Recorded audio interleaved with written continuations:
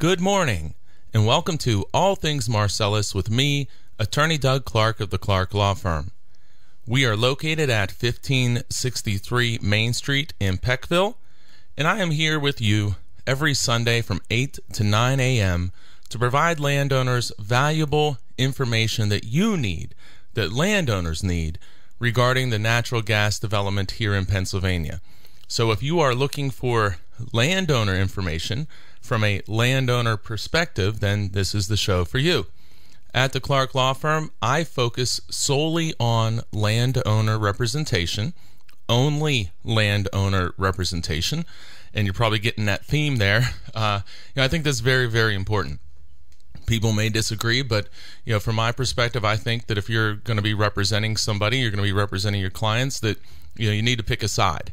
And in my case, I'm very comfortable with my side, and my side is dedicated solely to representing the landowner in Pennsylvania. And I have and continue to represent clients for gas lease negotiations, and I'm going to talk about gas leases today. It's going to be a big part of what today's show is going to be. And again, one of these things where whether you're under lease or considering a lease, I believe you're going to get some good value from today's show. As always, I continue to do extensive pipeline representation all across Pennsylvania. Same thing with gas leases and all representation. We have clients all across the western part of the state, as well as the northeastern and, of course, the central part of the state as well. I'm doing more and more estate planning issues. We're doing a lot of work related to royalties, deduction issues. And I know I've said this before, please keep staying tuned because we're going to have some discussions and there's going to be some news. And I think you're going to want to make sure that you're paying attention in the upcoming weeks as we talk a lot more about royalty issues. Also, doing more and more gas lease amendments and modifications, consulting with people on top leases. When you have an offer of your lease is going to expire, and a lot of people at Tioga County know what I'm talking about here, where they're getting an offer to put a lease essentially on top of their lease, meaning that once their lease would terminate, then this new lease would take effect. However, these individuals are still under a current lease. So, brief explanation on what I mean there. You have a landowner say that their lease expires on July 1st of 2015, and they're now getting an offer, and what we're seeing is from the same company in a lot of cases, but they're getting an offer to lease again. And the landowner says, well, geez, my lease doesn't expire until July 1st of next year. Well, what the company is really looking to do, and there's several factors, but they're looking to essentially extend that lease. Have you signed this top lease? So in the event that your original lease expires, and if they're in control of it, certainly they have control of whether it expires. Well, what's going to happen then is you'll be under this top lease, which would be the new lease that takes effect. And I've done some shows about that, and I'm going to throw in, I try not to make the show a commercial too much, but I will say, if you're a landowner in Tioga County and you have a lease offer, a top lease offer, maybe just even a lease offer, and typically this is from SWEPI or Shell, I would encourage you, give me a call. If nothing else, we can set up a consultation. Leasing today is so much different than what it was even last year, and certainly when we go back to 2008, 9, 10, 11, 12. It's so different. And so what we have happening is people go online and they research, and if you listen, I'm very much into making sure that you're educated and informed as landowners. But the problem is we got to get to make sure that you're getting the good information that you need today, because that general information and information that was put out there, and a lot of it was put out there in this general leasing phase, where individuals may have multiple companies vying for their lease. So that information today, a lot of it not only doesn't apply, but if you do try to apply it, it can be very detrimental to you. So what's so important today, and so much of what I'm doing with a lot of what I'm doing with this lease work is, consulting with the client, explaining, what to expect. What have I seen in other areas that have played out similarly than this? What do I anticipate?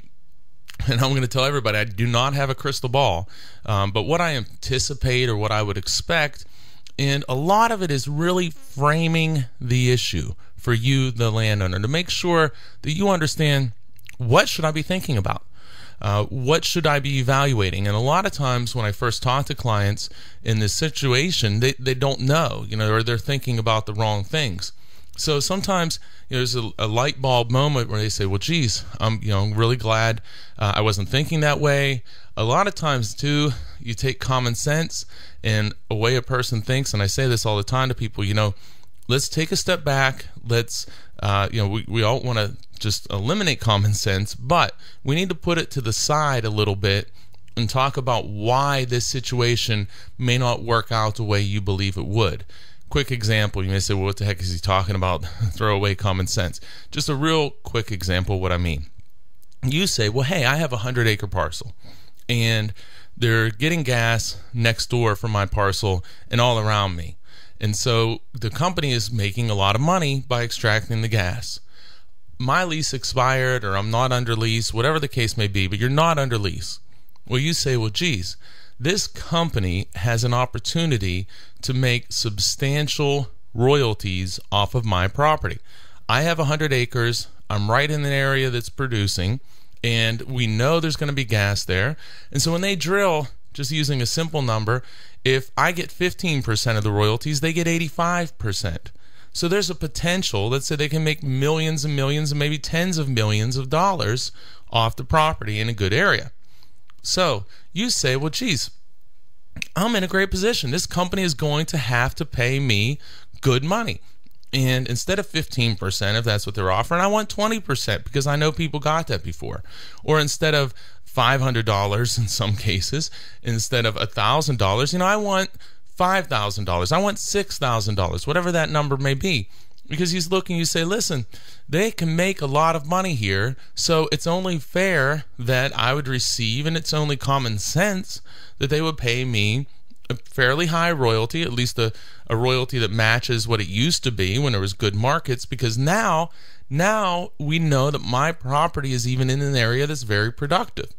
So in fact, when the companies paid $5,000 and $6,000 in areas where they were speculating, well, now it's not even speculation. We know we can point to productive wells all around me as the landowner. We know they're going to hit something and this is going to be good.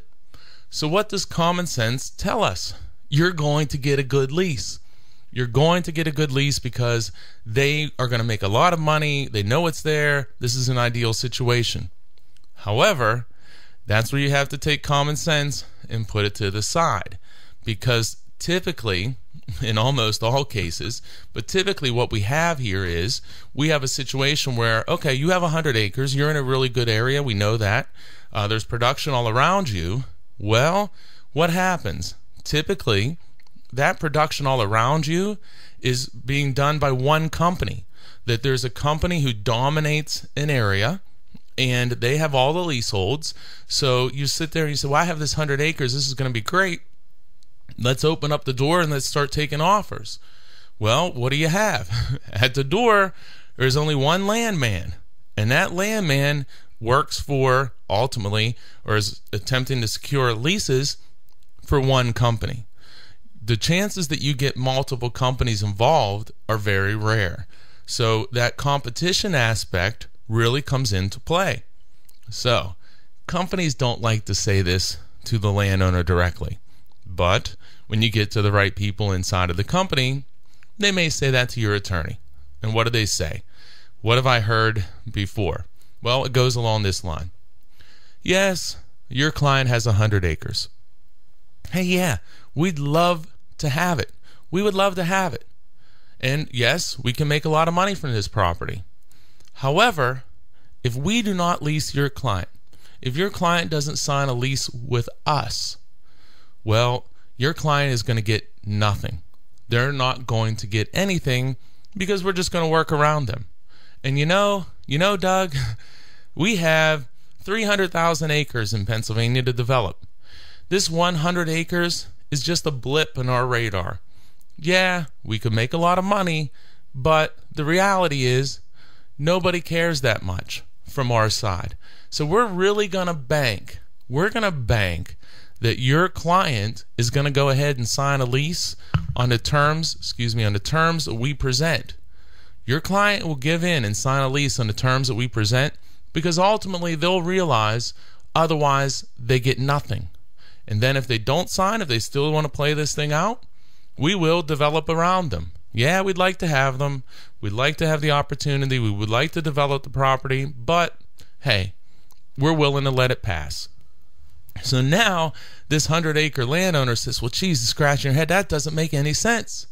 And then what gets so unbelievably frustrating is sometimes the companies, and it depends on which company, and I'm not going to say today one of the companies is just really driving me crazy right now, but what happens is not only may a company say, hey, we're going to give you a $500 and 15% offer. Take it or leave it. That's all we're going to pay you. You don't want to take it? See you later. Okay, not only that, when neighbors may have signed at $5,000 and $6,000 and 20 and sometimes even 21% royalty, not only that, so they hand you this 515% lease, and you say, boy, this just seems so low. This is lower than what people were getting 6-7 years ago. However, okay, I recognize I'm really stuck because I don't have competition, and this is the only company that's going to lease to me. So what am I going to do? Well, I'm going to make the best of this situation. I am Attorney Doug Clark. You're listening to All Things Marcellus. I'm here every Sunday from 8 to 9 a.m. We're talking about gas leasing. We're talking about the situation that's arising, and I see it all the time. And what happens is landowner has some acreage that's no longer leased, or it came out of lease, so it's free acres. They can lease to whoever they want. I'm using an example of a 100-acre lease. So the landowner, or 100-acre parcel. So the landowner gets this $500 and 15% offer and says, well, geez, that just doesn't make any sense. We know there's gas there. We know it's a productive area. There's wells producing all around me.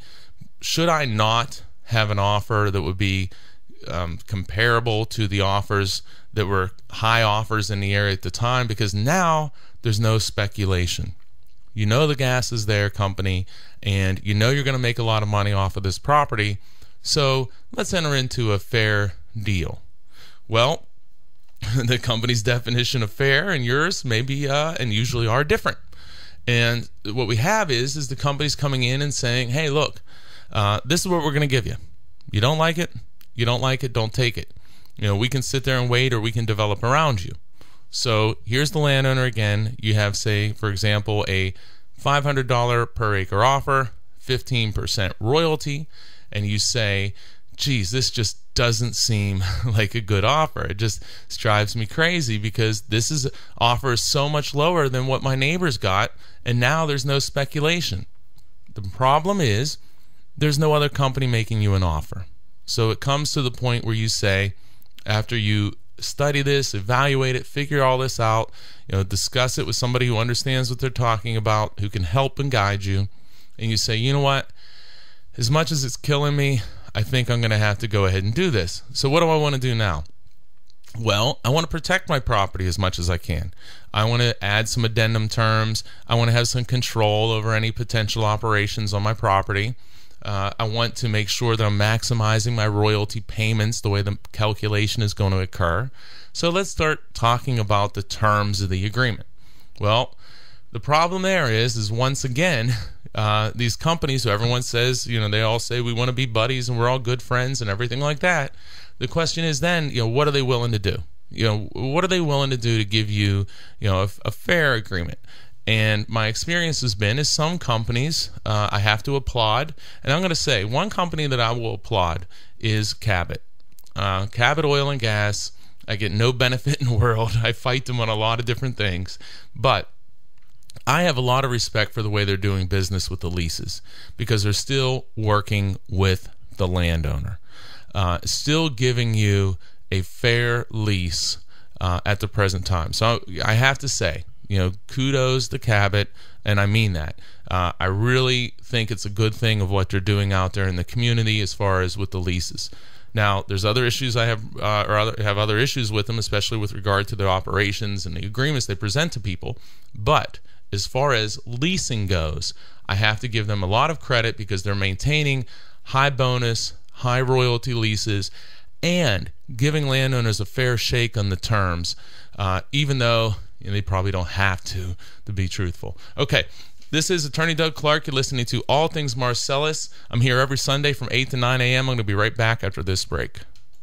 Welcome back to All Things Marcellus with me, Attorney Doug Clark of the Clark Law Firm. Again, I'm located at 1563 in Main Street in Peckville. You can always contact me directly at 570-307-0702. It's 570-307-0702. I said here every Sunday from 8 to 9 on these stations. And remember, I've been doing the radio show since August of 2010. So what we do is we archive the radio shows up on the websites. We're putting them up on YouTube now as well. And for those who do regularly check, I apologize. It did come to my attention that we didn't have all these recent shows up. So we're going to get those up. We're working on getting them up. I've said this before, but I can tell you that I've actually seen some progress here.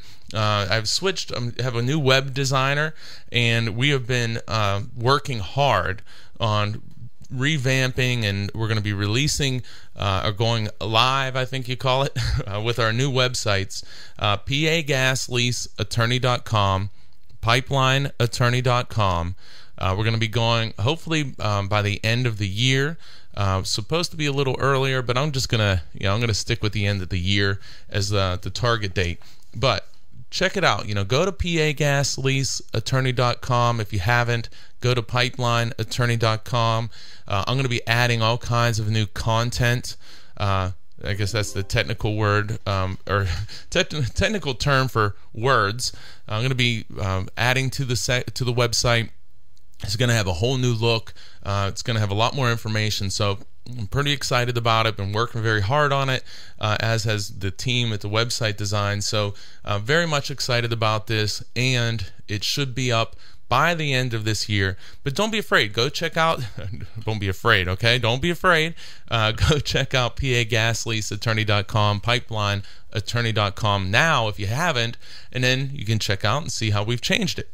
So also, again, remember, we're going to have all these radio shows archived. I think there's at least 170 plus radio shows, so you can check them out.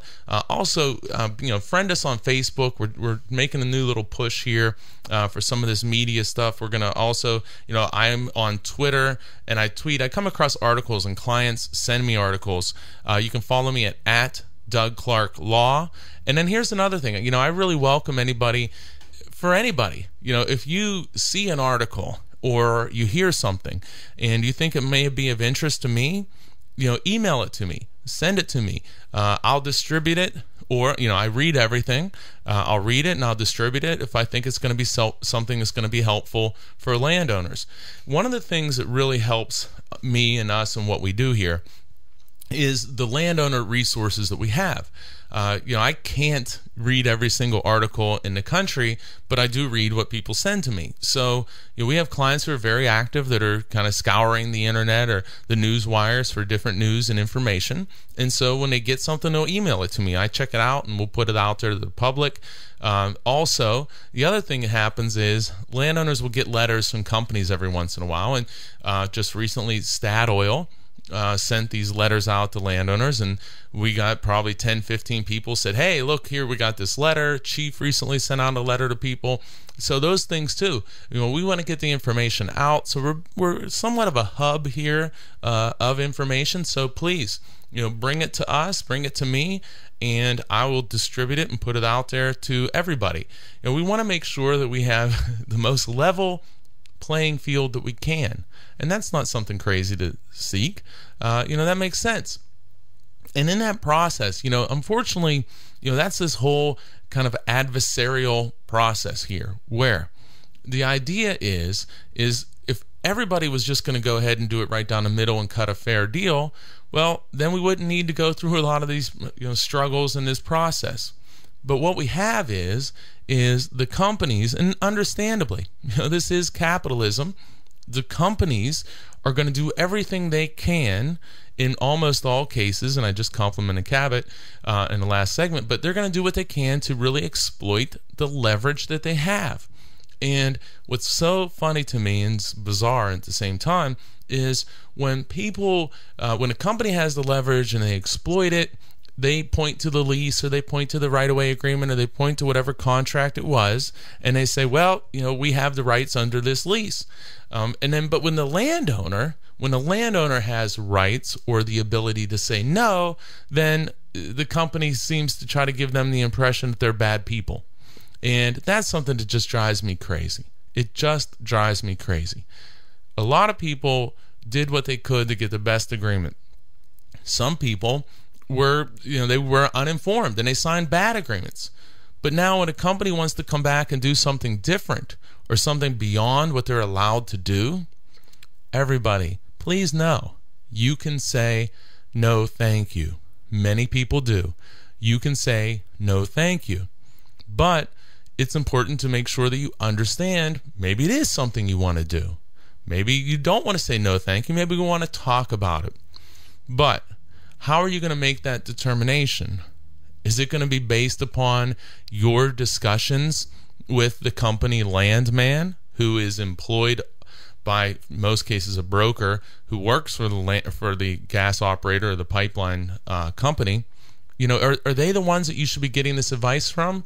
Or if you think you want to do something, should you go to a neutral party or not even neutral, somebody that's going to help you?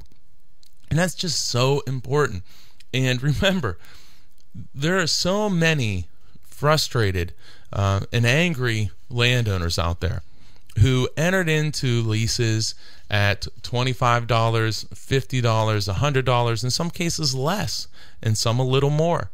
And we're told, oh, this will never go up, and this is never going to change, and this is too much money already, and all of these different things. Well, those were landmen who worked for gas companies. And then we see, what are we dealing with now? Landmen who work for gas companies. So you got to understand the playing field of where we are today, and we want to make sure that we make this as even as we possibly can. And I would just recommend that you do not take advice or guidance from the landman working for the gas or pipeline company. Just think about it, and think about the history, and think about how many people out there too have signed terrible pipeline agreements.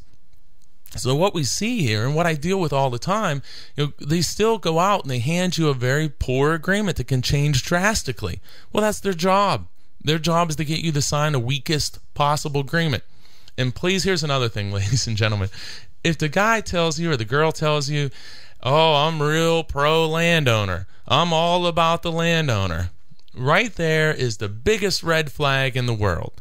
Because if they were all about the landowner, they wouldn't be there trying to get you to sign this agreement, which I'll guarantee you in 99+% of the time, you can do better. So when you hear that, it's just classic landman speak.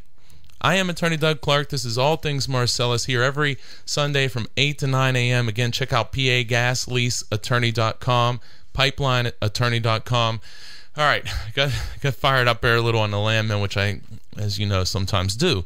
But I want to go back to that example I was talking about in the first segment, where you got a guy, 100 acres, and all around him is producing, and for some reason either he didn't lease or his lease expired, whatever the case may be.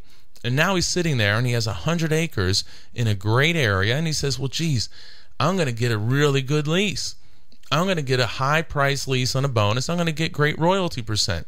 Lo and behold, though, there's only one company making him an offer, and that company is offering him, in this example, $500 and 15%. So that's a difficult thing for the landowner. In common sense, he's thinking, hey, I can make millions of dollars on this, or the company's going to make millions, so they're going to give me maybe tens of millions, so I'm going to get a really good lease. They're going to be forced to do that because they got all this money sitting right in front of them. Well, the company says, yeah, maybe we can make this money. Look, you're right, we can make this money. However, you need us, and if you don't sign a lease, you're not going to get anything. Your neighbors are going to get royalties. People around you are going to get royalties, but you're not going to get any royalties. So, yeah, maybe we could make $10, $20 million off of your property. But you know how much money you're going to make, landowner, if you don't sign a lease?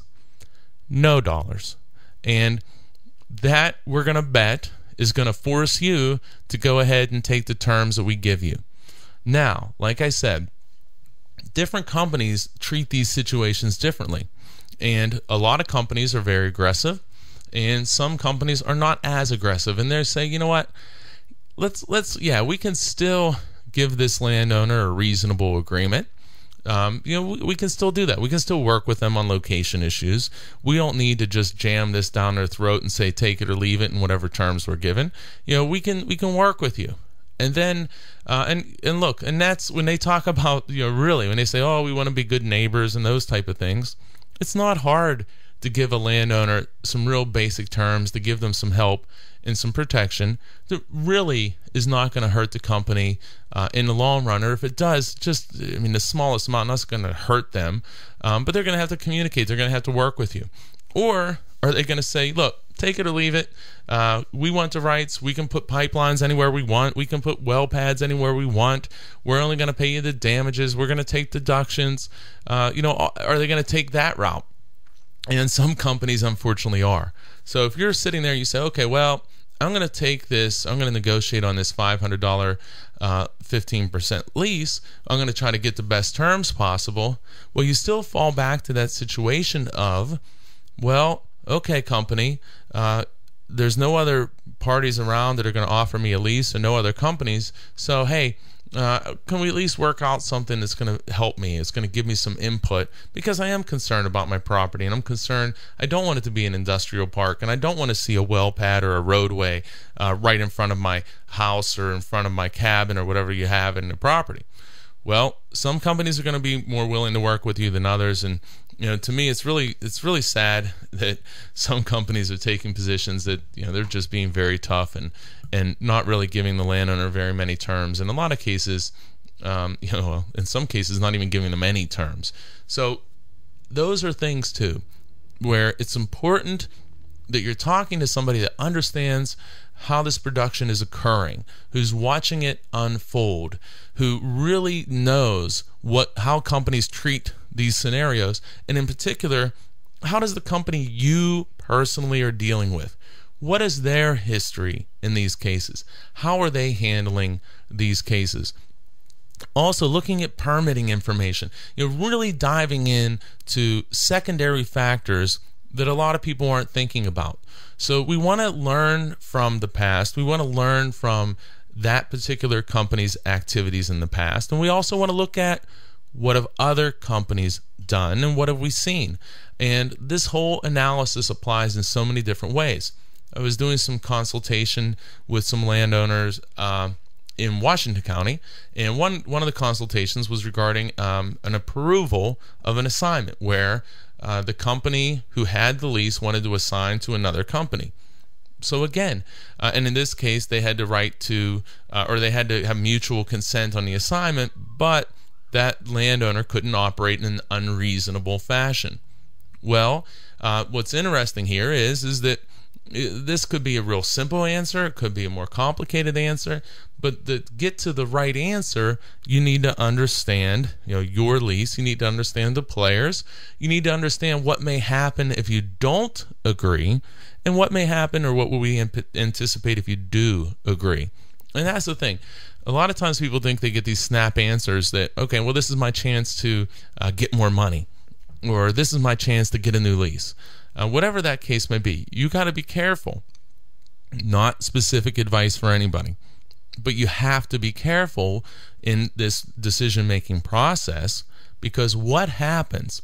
What happens if your lease expires and you're like the gentleman I talked about earlier, the gentleman with 100 acres now that's unleased, surrounded by that same company, and now your lease expired, and maybe your original lease was at 18, 19, 20% royalty. But what if your new lease is only going to be 500 and 15%? What if your old lease had better deduction language to limit or stop the company from taking deductions. Your lease today is probably going to be very hard to get that. So you need to be looking at far more than the small picture. Let's look at the tree, but let's take a step back or several step back, and let's look at the forest. And let's figure out what's the best thing for you. And usually that can be done without a lot of time spent and cost involved. All right, I'm going to talk more about leasing. I'm going to get into some specifics. I'm going to explain some of the things that are still going on and things you need to be looking at as a landowner. I am Attorney Doug Clark. This is All Things Marcellus, here every Sunday from 8 to 9 a.m., and I'm going to be right back after this break. Welcome back to All Things Marcellus with me, Attorney Doug Clark of the Clark Law Firm. Again, I'm here every Sunday from 8 to 9 a.m. to give landowners the information you need regarding Marcellus Shale and natural gas development here in Pennsylvania. Like I said, we're working on the websites, I promise, and we're getting places. I've been seeing where you have the mock-ups. I'm working on the content. Going to be adding a lot of new information. Make sure you're checking pagasleaseattorney.com, pipelineattorney.com, whether you are looking for representation or looking for information. I think it's a very good resource for landowners, and really encourage you to check out pagasleaseattorney.com and pipelineattorney.com. The news sites, by all signs, should be up comfortably. I hate to say that. Should be up by the end of the year, and hopefully sooner than that. Also, what we're going to do too, and we're going to continue to do, we're going to be putting the radio show we do, and we're going to continue to put the radio show up on the websites. So if you go to pagasleaseattorney.com, you can listen to this week's radio show. And also, we're putting them on YouTube now, and we're doing that right away. We had a little gap there, and we got that figured out, and we got it taken care of. But we're getting those up there right away, so you can check out this week's show. We want it to be fresh information, because the whole market, these circumstances are changing all the time. So used to wait a few weeks before we put the show up, look, quite frankly, to encourage people to make sure you're tuning in, but said, look, I want to make sure this information gets out there. We don't want to make the show this big giant commercial. Look, I represent clients, landowners all across the state. There's no veil here, or if there is, it's very thin, and we want to lift it and say, part of this is I want people to be educated. I want people to be informed, and as part of that process, what we find is people say, hey, hopefully they say this guy is somebody we're comfortable with, and you give me a call. I'd love to see if we can help you out. But that's your choice, and I'll continue to say it, whether it's me or somebody else. Please make sure that you're getting assistance when you're dealing with any of these contracts, any of these royalty issues that are more complex, any of these unitization issues, estate planning. Make sure you're looking at this and you're taking care of this and you're getting a plan in place. Make sure you're getting good advice, somebody with experience, somebody that has your best interest at heart and wants to make sure that they're taking care of you like you should be taken care of in this process. You're the client. You should be taken care of. So make sure that you're getting some help. Again, whether it's me or somebody else, please make sure you're getting that assistance, because landowners need it. I talked about that playing field. The playing field is not even, and the best we can do, the best I can do, is seek to even that field. And rarely, sometimes we can maybe get ourselves a little greater than even advantage, but that's what we want to do. We need to make sure, though, that landowners are informed. And I know, I'm a do-it-yourselfer in a lot of ways. Research things and become educated, and things that I feel comfortable that I can do on my own and not necessarily need to hire somebody to do. But please understand that there are times still where, no matter how much you read, no matter how much you talk to people, some of these issues that people are facing, and a lot of them, are so nuanced that there is information that you're just not going to be able to get from other people. There's evaluation. When I say other people, I'm talking about other landowners, certainly not the land guys. You need to be looking at this sometimes in ways which you don't even know exist, meaning that you're not aware. So many times with these lease offers, they say to people, we want to be careful about your lease maybe expiring because that could be the worst thing in the world. And that's a simple example, very simple example. But a lot of people are making bad decisions because they're not informed and they are looking at it the wrong way, and they would look at it a different way, but they don't even know what that way is. They haven't even seen that, or they haven't thought about it. So you need to be kind of getting more input, opening up your mind, getting a better understanding of what you should be thinking about. Now, on the flip side, the exact opposite is, I talked about maybe not wanting your lease to expire, which is very, very true in a lot of cases. However, there's a whole bunch of other cases on the exact opposite side where you want your lease to expire. You want it to expire, and there's reasons for that. But you have to know which side of the fence that you are on, because, and I promise you I've seen it many times, and people have came to me when they were on the fence trying to figure out what they wanted to do, or didn't even know they had a choice to maybe step on the other side of the fence. But you have to understand what your circumstances are. You have to know, is it good for my lease to expire, or is it bad? The best that we can tell. And sometimes there's no guaranteed answers. Sometimes it's about framing those issues for the landowner and for the client and say, look, here's what you need to be thinking about. And I'm a big, in my life and my thought process, I'm very big on weighing things, where I say we need to weigh all these different factors. And what happens is anytime that you're weighing different factors, they have different weight that you're going to attribute to them. And some people may be very adverse to taking risk. Other people may say, you know what, I'm willing to take a gamble. That's just my personality. Some people may be older and on the verge of retirement and maybe want to take a more conservative approach. So when they're weighing factors that involve risk are going to weigh heavier than some other factors. Some people very much are concerned about potential operations on their property, so they're going to have a certain position. So if we have a lease that says, or a lease offer that says essentially the company can operate anywhere, well, that person, they don't weigh that as heavily in the negative category than the person who's living on the property that says this has been my property has been in my family for generations, and the last thing that I want is for the company to go ahead and come on my property.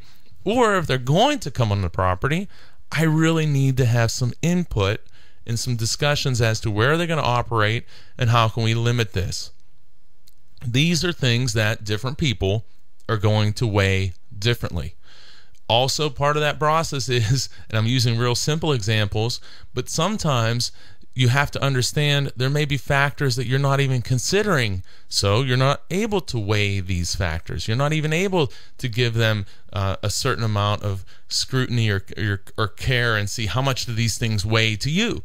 I keep envisioning here as I'm talking to some big giant scale where you say, okay, this is bad, and something may be a small point, but it'd be a very important point to you. So that may be something that tilts the scale entirely a different direction, where a guy on the other side may not care about that at all. So you really have to understand all the different items and all the different things you should be weighing, which you should be considering, but then sometimes there are factors that you don't even know about. And so a good lawyer or somebody that's going to help you is going to point out all of those things and frame those issues and assist when he or she can.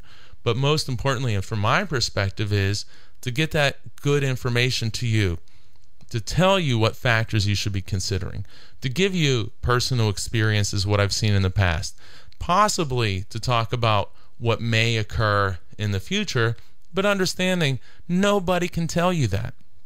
Not me or anyone else. So that's a really important part of this process, is that you as the landowner get somebody who you trust, who can assist you, who knows what you should be thinking about, explaining what you may expect in the future. To have clients who have well sites, to have clients who have pipelines, to see what type of problems these people have had or not had. that everything went smoothly. So you're really considering all of these different options, or these different factors, in making your decision.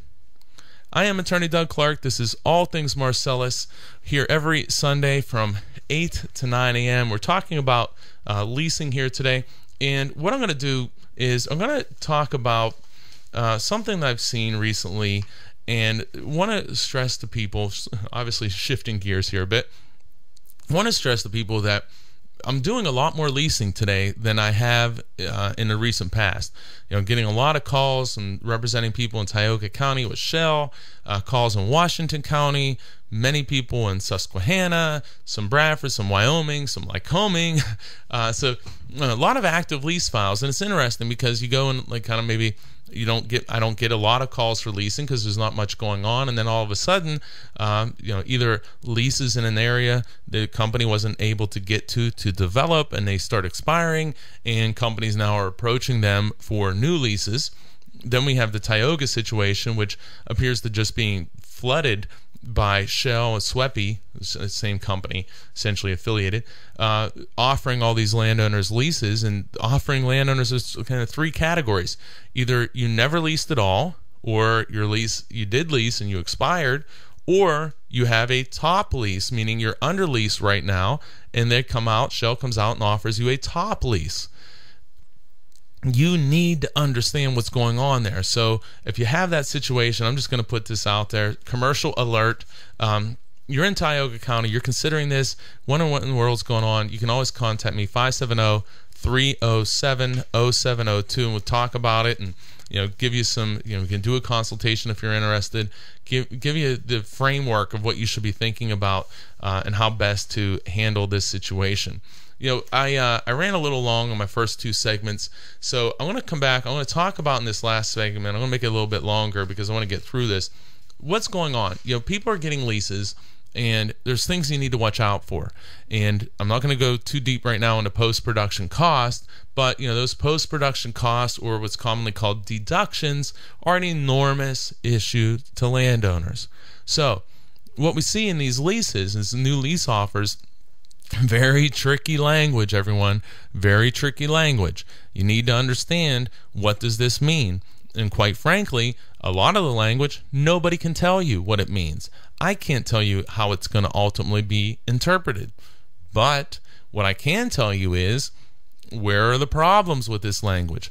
What are possible interpretations that we might see moving forward? When a landman gives you what they call no deduction lease, or they say this is going to be a gross lease or a net lease, this is going to be a no deduction lease, you're not going to have any costs, you're going to have pro rata costs, any of those things, you need to understand, what does that mean? And I'm telling you that there are landmen all over Pennsylvania giving landowners leases today, and continue to give leases saying, oh, this is a no deduction lease. No deduction lease. However, that is not necessarily true. So this isn't the topic here today, but I want to make sure you understand. If you're handed a lease and you're told that's a no deduction lease, and sometimes it even says it, the heading is royalties without deductions or no deductions, I am telling you that does not necessarily mean that that's true. That's how it's going to be interpreted. So if you have that, you need to understand that may not be accurate, and in some cases, it's certainly not going to be.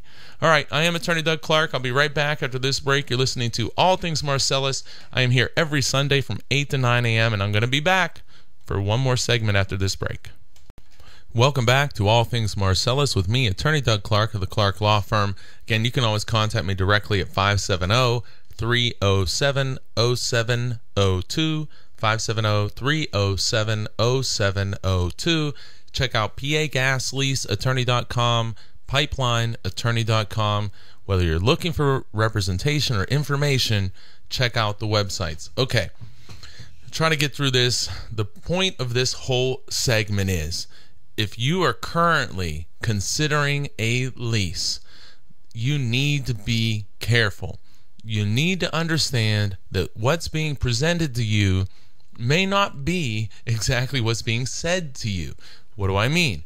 I mean, landman may say to you, this lease means that you will be paid royalties without deductions for post-production costs for such items as gathering, transportation, and compression, for example. Him or her saying that to you does not make it true. The landman telling you that you have a no deduction lease offer does not make it true. I personally have had many times landmen tell me this is not going to be a deduction lease. There won't be any deductions taken, when I know full well that deductions are being taken under this exact same language, and in cases by the company that's seeking to obtain the lease. So you need to understand that. Also, understand that your lease language, maybe that company today isn't taking deductions with the language they're offering you. Maybe that's true. But also today, many companies or several companies are taking deductions with that same language. Landowners out there know what happens. Well, you may lease to one company and you may see your lease change hands once, twice, 3, 4, sometimes more. So if you lease to a company with language in the addendum that says they're not going to take deductions, and that's what you believe it means, and that's what you're told it means, and if that company isn't not taking deductions under that language, what happens if they sell or assign your lease to another company who does take deductions? Well, what do? Do you say, hey, new company, the landman told me this would be no deductions?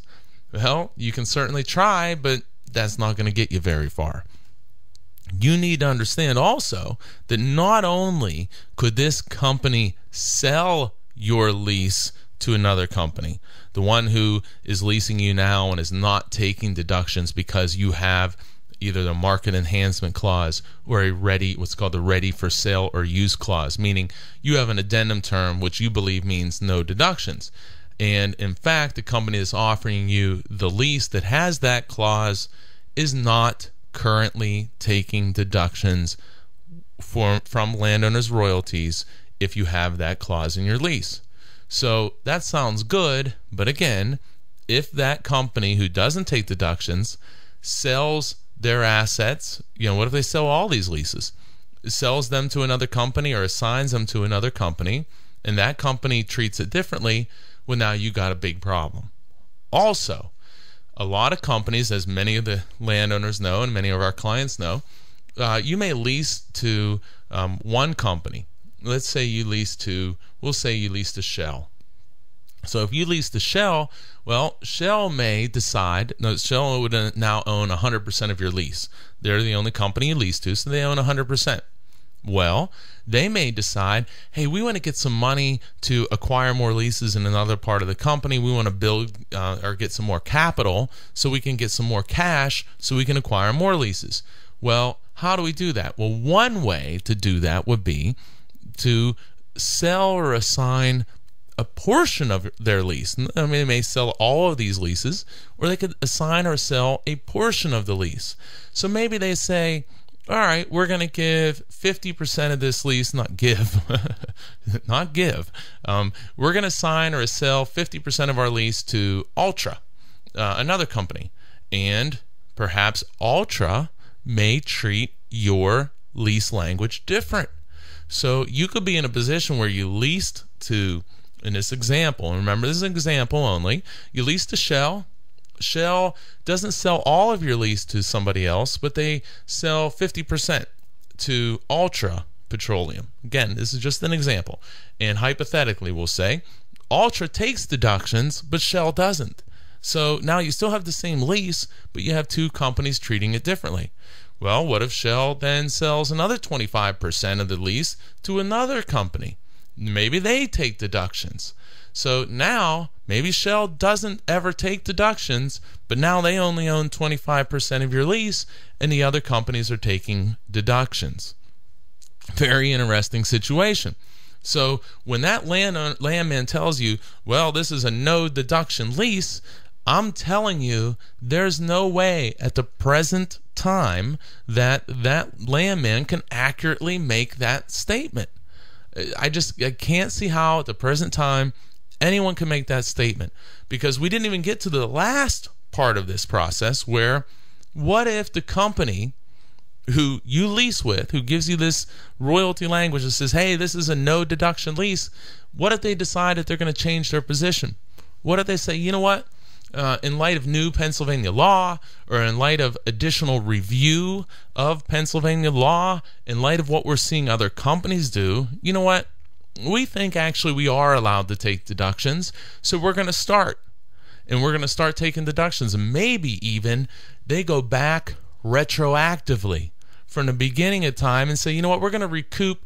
We didn't take deductions, but you know what, we could have. So we're going to go back, and all of those deductions that we could have taken but didn't take, we're going to go ahead and recoup that money. So we're not going to go into your pocket and take it out right now. But what we're going to do is, instead of paying you your monthly royalty check, we're going to go ahead and just pay ourselves with that until you get caught up.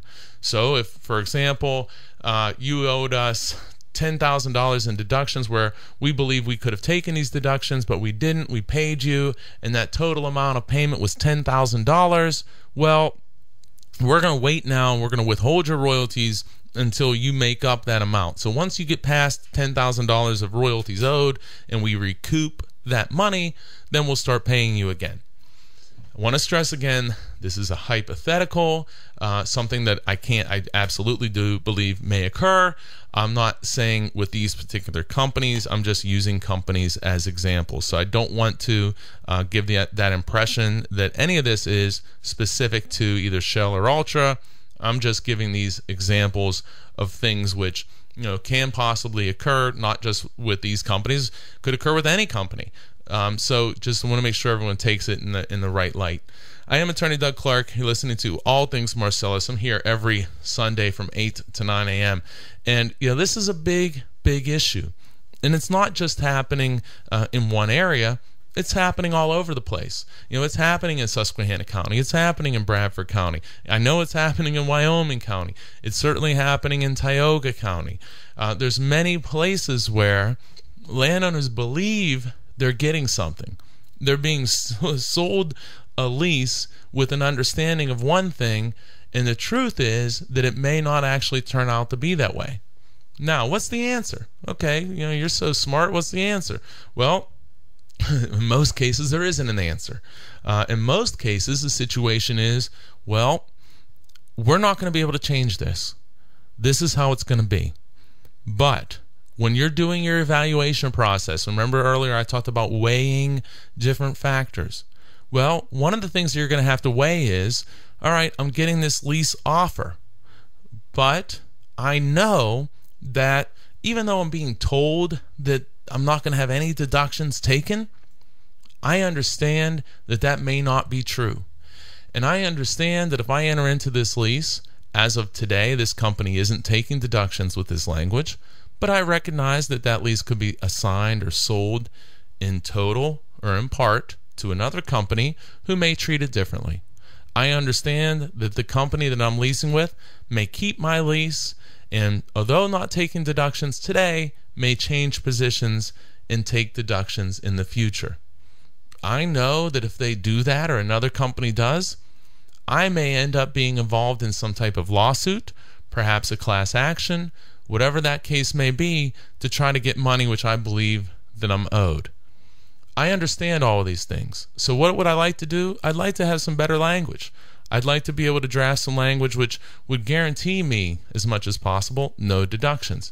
But, as my lawyer has told me, we can do this, but the company's not going to accept it. The company wants this language. So I'm going to look at all of these factors and say, well, I don't have any other alternatives. I don't like this. There's a lot of problems here, but you may conclude at the end of the day, after weighing all these things, that still this is the best option for you. And that's what you need, that information. I am Attorney Doug Clark. This is All Things Marcellus. I am signing off. I will be here next week. Have a wonderful, wonderful week, everyone.